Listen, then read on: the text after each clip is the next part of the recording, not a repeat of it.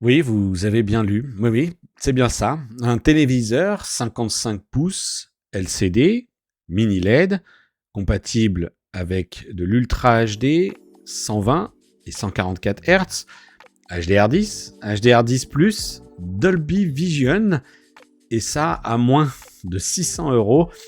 Eh bien, c'est en effet la promo dont je vais vous parler aujourd'hui. En tout cas, valable au moment où j'enregistre cette vidéo, ce 5 décembre, et qui a été identifié par un abonné que je salue. Je vais vous en parler tout de suite. Salut à tous, j'espère que vous allez bien. Bienvenue dans cette nouvelle vidéo. Alors, prenez pas l'habitude. Ne prenez pas l'habitude, en tout cas pas avant l'année prochaine, que je rebondisse comme ça sur des petites discussions que l'on a sur le Discord, puisque c'est effectivement avec Shiroki, du groupe de discussion Discord. Si vous n'en faites pas encore partie, vous avez le lien qui vous attend dans la description pour nous rejoindre. On est plus de 500 désormais, alors il n'y a pas 500 membres ultra actifs, mais l'essentiel d'entre eux est là pour vous partager des bons conseils et vous partager aussi des bons plans. Et aujourd'hui, c'est Shiroki qui m'a sollicité et qui m'a dit « Hey David, j'ai vu un truc » en message direct, pas par le canal Bon Plan, donc te voilà grillé Shiroki, mais tu m'as donné l'autorisation de toute façon de te mentionner puisque c'est toi qui as spoté cette bonne affaire et je pense que d'autres l'ont vu passer. Mais en tout cas, Shiroki m'a dit « Hey, t'as vu, il y a un truc qui tourne sur internet, ce produit-là, est-ce que ça te dit quelque chose? Est-ce que c'est intéressant ?» Et en fait, ça l'est, et c'est pourquoi j'ai décidé de vous en faire une vidéo. Alors cette vidéo, laissez-moi m'équiper de ma technologie d'upscaling. Regardez, c'est juste que je les avais enlevés parce que les reflets, l'écran, tout ça, c'est pas génial. En revanche, lorsqu'on bascule sur cet écran-là, puisqu'il s'agit de l'offre dont on va se parler ici, c'est moins dérangeant. Mais il faut que j'ai, voilà, là j'ai il faut que j'ai aussi ma technologie d'upscaling de l'image, comme j'ai tendance à dire. Bon bref, l'offre, elle est là, elle n'est absolument pas exclusive, puisqu'elle est accessible sur le site Deal Labs. Vous êtes sans doute nombreux d'ailleurs à l'avoir peut-être vu passer, peut-être qu'elle ne vous a pas interpellé, et puis peut-être que d'autres, comme Shiroki, se sont posé des questions. Pourquoi poser des questions? Parce que c'est vrai que quand il m'a sollicité ce matin, fin de matinée ou début d'après-midi, je ne sais plus, il me dit « Hey, t'as vu ce truc, c'est un téléviseur QLED mini LED 55 pouces TCL 55M QLED 80. » Et forcément, quand on connaît un petit peu l'arborescence, ou en tout cas le naming, la nomenclature des téléviseurs de chez TCL, on se dit « Mais qu'est-ce que c'est que cette série M ?»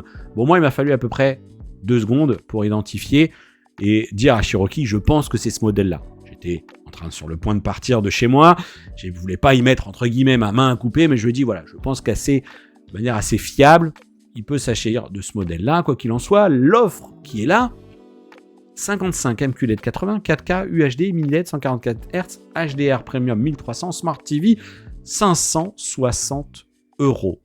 Waouh, 560 euros ici proposés sur le site de Deal Labs. Donc, ce qu'on va se faire ici, c'est qu'on va cliquer sur « Voir le deal » pour comprendre de quoi il s'agit. Alors là, lorsque je suis arrivé là, sur ce produit à 790 euros, avec cette image et cette référence qui est complètement hasardeuse selon moi, et d'ailleurs ça m'a été confirmé par TCL, il s'agit tout simplement du TCL 55 C805. Pourquoi je dis que c'est un petit peu hasardeux? Parce que quand on va sur la gamme TCL, vous voyez bien qu'on a une série X, une série C95, donc c'est X95, C95, C80, P74 et C84. Et ensuite, on rajoute un petit 5 juste derrière ces références, X955, C955, C805 et P745 et C845 que j'ai actuellement en test. Cette référence, vous pouvez aussi la retrouver, cette référence un peu bizarre, vous pouvez aussi la retrouver sur le site de sonvideo.com avec le même tarif, 790 euros. Sauf que, là où ça devient quand même assez fort chez Ubaldi, c'est que ces petits gens, ils nous ont dit 790 euros, prix public, enfin prix pratiqué sur le site, TCL va vous rembourser 100 euros par ODR. Attention, remplissez bien tous les petits papiers, etc. Puisqu'il s'agit d'une offre de remboursement.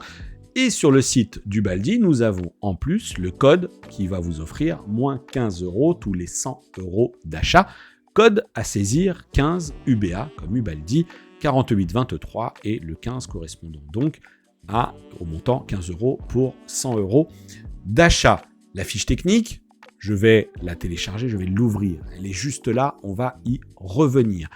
Là, l'objectif, c'est d'abord de se dire, mais est-ce que cette offre, c'est vraiment 560 €, comme elle est ici inscrite, qui est quand même assez fort comme elle est ici inscrite, chez Deal Labs.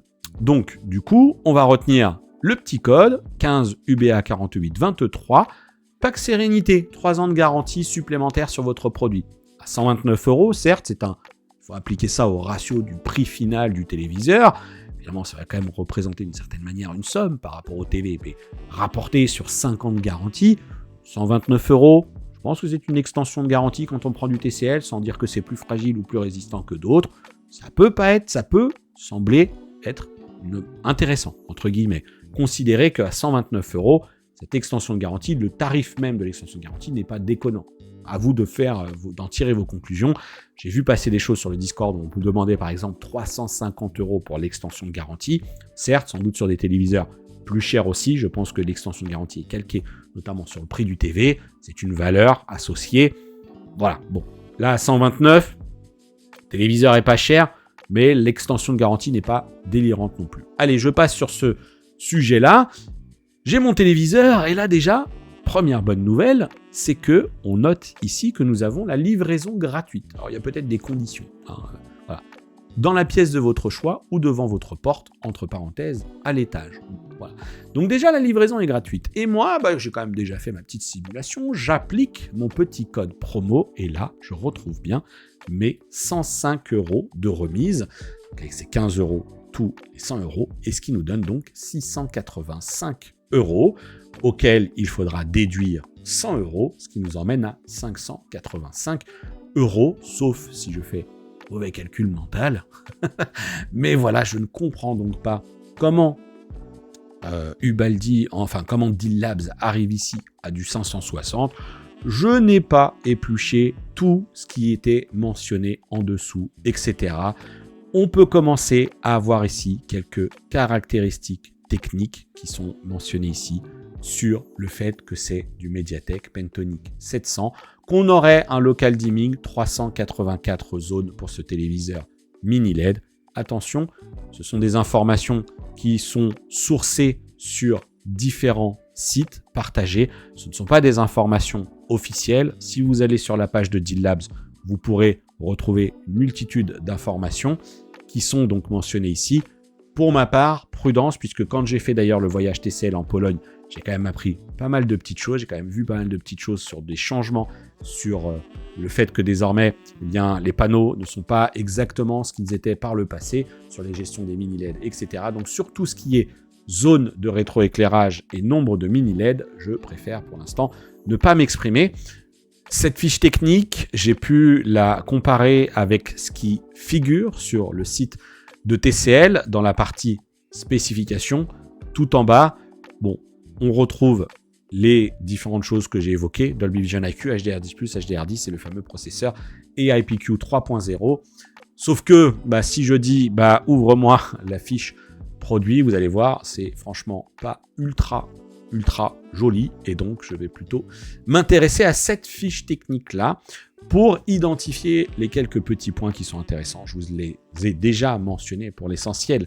Le HDR multi-format, HDR10+, Dolby Vision, et donc HDR10 et HLG pour les normes de broadcast.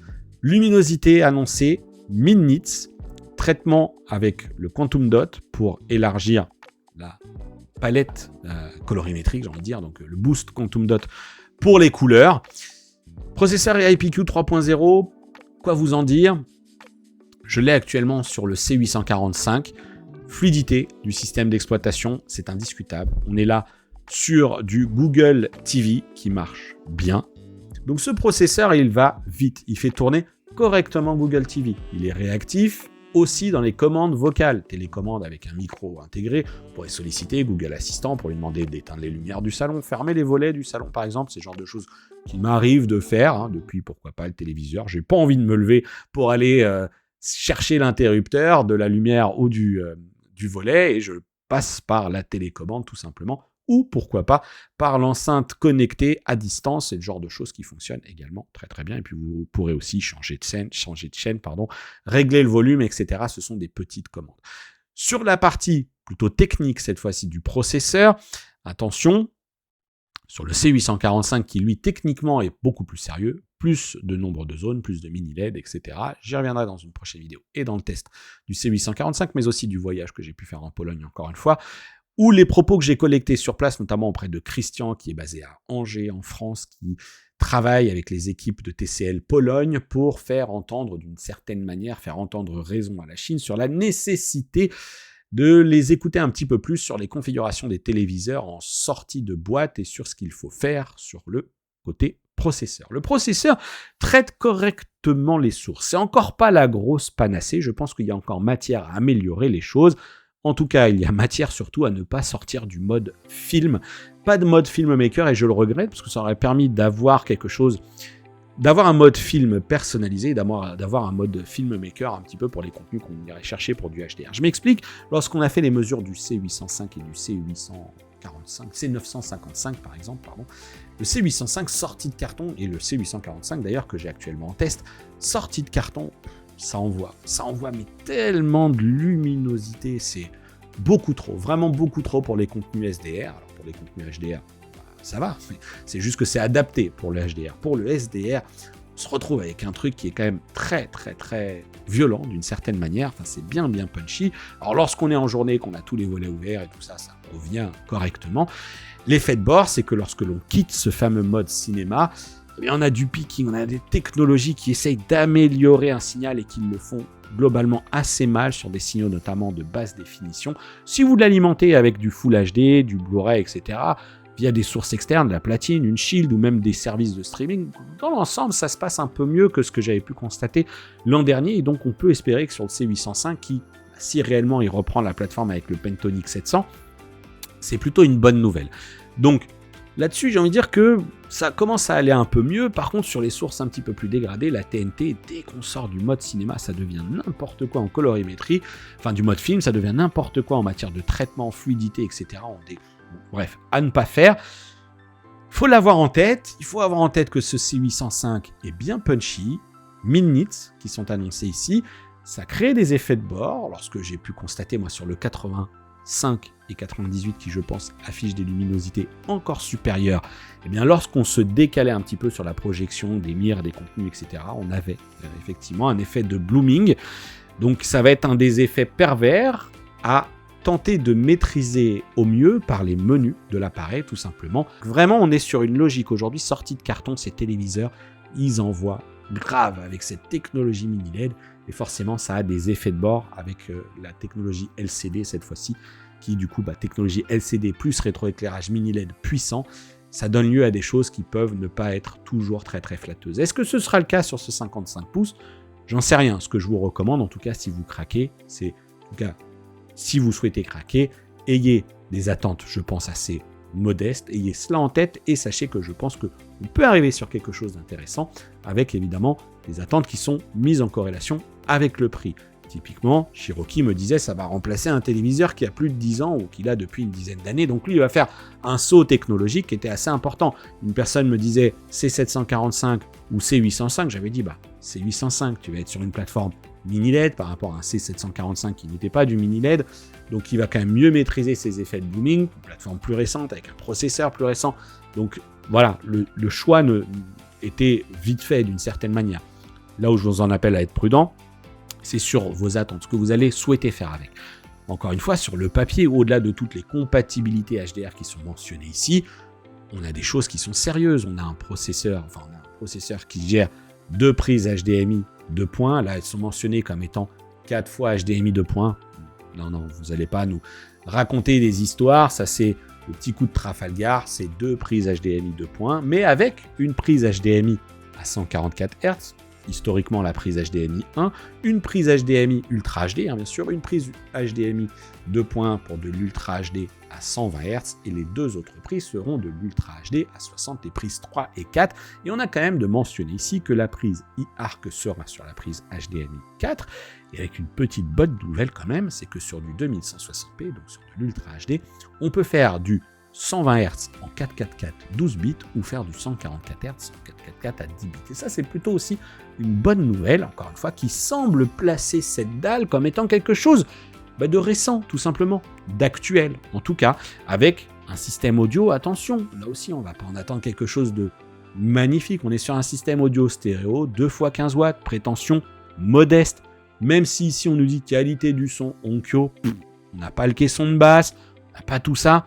Ce que je peux juste vous dire, c'est que sur le C845 que je teste actuellement, la hauteur du bas de l'écran, hop, je vais revenir, la hauteur ici du bas de l'écran par rapport au meuble, elle est d'environ 4,5 cm au bas du châssis et elle est de 5,5 cm au bas de la dalle. C'est un peu court pour placer une barre de son en dessous ou devant, pardon, sans être gêné. Alors il y a des alternatives qui existent, des choses pour lesquelles j'en ai parlé un petit peu sur un live. Vous pouvez soit décider d'accrocher le téléviseur au mur, d'accrocher le téléviseur sur un pied central rotatif. Ça coûte moins de 40 €, je crois, de mémoire, moins de 60 €. J'ai partagé des choses.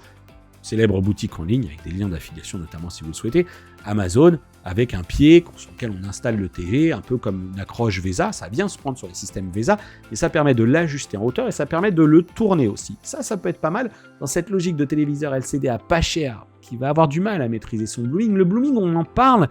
Enfin, je vous en parle, mais c'est quelque chose qui est visible quand on commence à se décaler. L'affadissement des couleurs, il est visible quand on commence à se décaler. Lorsqu'on est en face, c'est propre à la technologie LCD. Ici, c'est une dalle VA. Je pense que ce n'est pas mentionné, mais c'est une...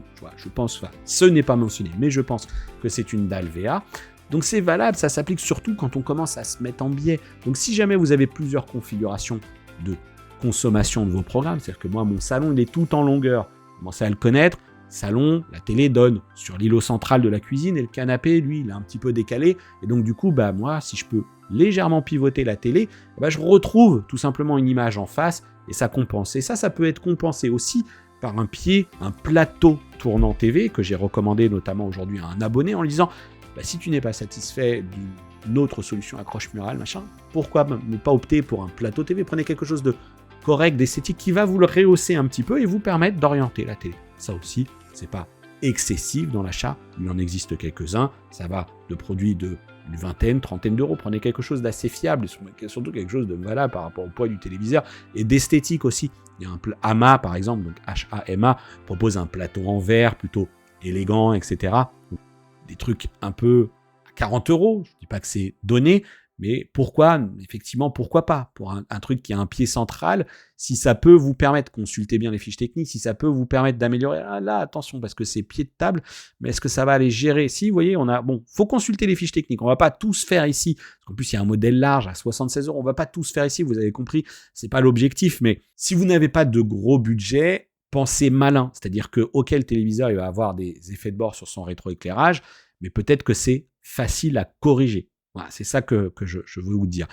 Avec ce tarif à 685 €, donc 585 € in fine, vous avez là un produit qui coche beaucoup de cases. Le HDR10, HDR10+, Dolby Vision, je reviens un peu là-dessus. Le gaming, 120, 144 Hz, ça ne concernera pas tout le monde. La Game Bar qui est intégrée également à l'intérieur, elle est assez minimaliste chez TCL. Clairement, les équipes en Pologne m'ont dit on a fait une Game Bar. On nous a demandé une Game Bar, c'était dans l'air du temps. Du coup, ils ont fait un truc mais qui est assez minimaliste. Ça est mieux exploité chez Samsung et LG. Ils ont un petit peu plus d'historique aussi là-dessus. Et puis, les téléviseurs ne sont pas non plus exactement au même prix. Mais bon, elle a le mérite d'être là. Vous l'utiliserez, vous l'utiliserez pas. Ce sera à vous de voir. Parce qu'encore une fois, vous avez un lien sur Ubaldi qui vous parlera de choses, mais il y a plein de choses qui n'ont aucun sens. Pour moi, 178 degrés sur les angles de vision, bullshit. 6000 pour 1 de taux de contraste, je pense bullshit. 600 candela par mètre de luminosité, 600 candela par mètre carré de luminosité, quand le pic est à 1000, faudrait que je peux absolument pas m'exprimer, valider. Pour résumer sur ce modèle, s'il vous intéresse, pour un téléviseur principal ou téléviseur secondaire, c'est un téléviseur qui devrait être polyvalent, avec des petites choses à noter, les mains dans le cambouis peut-être, des choses peut-être un peu regrettables par rapport à d'autres. Vous n'aurez pas une expérience Google TV améliorée par TCL, comme peut le faire un Sony. Vous allez avoir des menus bruts de décoffrage, vous n'aurez qu'un mode film, vous n'aurez pas de mode filmmaker. Les options pour personnaliser, elles sont peut-être un petit peu moins ergonomiques, elles sont peut-être un petit peu moins user-friendly, grand public, c'est du Google TV vraiment brut de décoffrage, mais ça aussi je pense que les équipes y travaillent, ça fait partie je pense de toutes ces choses qu'on m'a traduit comme étant un peu les nouvelles guidelines, les nouveaux souhaits des équipes européennes de TCL pour la marque qui grimpe vraiment, qui monte fort et qui ne passe pas vraiment passe pas du tout inaperçu auprès de la concurrence. Tout le monde les surveille, on en a reparlé un peu partout, pour tout vous dire. Samsung les surveille, LG les a désormais comme concurrent direct, parce qu'aujourd'hui sur le marché du téléviseur, qu'il soit toute technologie confondue, si on prend vraiment le marché TV, Samsung domine encore assez outrageusement le sujet, et aujourd'hui LG est tantôt dépassé et tantôt redépasse TCL. Et il y en a un autre qui arrive aussi très très fort derrière, c'est Hisense. C'est Hisense qui est vraiment aussi sur une logique de démocratisation. Bref, ces deux constructeurs chinois ont vraiment faim, pour le dire un peu comme ça. Ils arrivent fort et je peux vous dire que personne ne les toise, personne ne les prend pour des rigolos.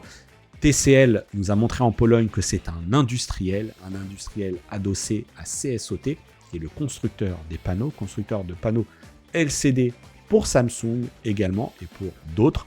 Et donc cet industriel vraiment a montré ses muscles, encore une fois, à l'occasion de ce voyage. Ils ont tout simplement la plus grosse gamme de grands téléviseurs 85 et 98 pouces. On a du C805, on a du C845, on a du P745, on a aussi un P735, je crois, qui reste en gamme. On a du X955, du C955. Ça fait quand même du monde. Le C845, je crois qu'il n'a pas.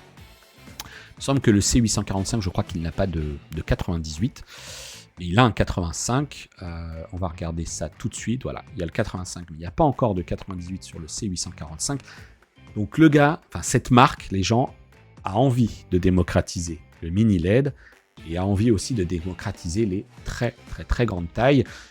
Donc voilà, tenez-vous-le pour dit, personne ne charrie, personne ne regarde TCL de haut. C'est un industriel qui revient de loin, qui a encore du travail à faire sur cette logique de traitement, de processing. Si je devais juste faire un petit parallèle, moi je suis monté dans des voitures d'origine chinoise, dans des salons, notamment à l'occasion du CES de Las Vegas, où je disais mais qu'est-ce que c'est que ces trucs où ça passe pas les crash tests, on roule avec l'impression d'avoir du gravier dans la colonne de direction ou dans les sous-bassements et des trucs un peu absurdes où l'objectif était de nous mettre des écrans partout dans l'habitacle, ça n'avait aucun sens. Et aujourd'hui, quand on voit ce qu'ils nous proposent, encore une fois, plus personne ne rigole face à ces marques. La preuve, c'est que certaines démarches, quoi qu'on en dise, sont prises pour contrer leur ascension sur notre marché. Encore une fois, l'idée n'est pas de lancer la politique, mais c'est la polémique, pardon. Ça, c'est un choix, c'est quelque chose, bien ou mal, j'en sais rien. Mais voilà, donc cette industrie débarque fort. Bon, je vais rebasculer sur le petit Facecam, je vais retirer la technologie d'upscaling. Voilà, je ne sais pas quel processeur j'essaye de les cumuler pour vous offrir le meilleur à chaque fois dans les vidéos. C'était une longue vidéo, encore une fois, j'espère qu'elle vous a plu sur ce produit, sur cette bonne affaire qui, je l'espère, va rester suffisamment longtemps pour que les plus intéressés puissent en profiter. Profiter pour un deuxième téléviseur dans la maison, ou pour un téléviseur principal, parce qu'encore une fois, on n'a pas tous des budgets extensibles, et il faut juste savoir, soit améliorer soi-même, s'optimiser soi-même la qualité de l'image, soit tout simplement revoir d'une certaine manière ses attentes à la baisse, mais si ça se trouve, c'est un très très bon téléviseur avec un très très bon rapport qualité-prix. En tout cas, à moins de 600 €, je vous le dis, ça coche beaucoup de cases, c'est plutôt positif. Donc n'hésitez pas, réagissez, dites-moi ce que vous avez pensé de cette vidéo du produit, j'essaierai de vous en faire de toute façon. Horizon 2024, dès le premier trimestre avec le CES de Las Vegas. On va se revoir régulièrement et j'espère pouvoir réagir et revenir très très vite sur tous les tests qui nous attendent. Mais cette fin d'année est complètement dingue. Allez, je vous dis à bientôt pour une prochaine vidéo sur la chaîne et d'ici là, portez-vous bien. Ciao. En tout cas, c'était une... c'est fatigué. Fatigué, ça c'est bon pour bêtiser. Voilà.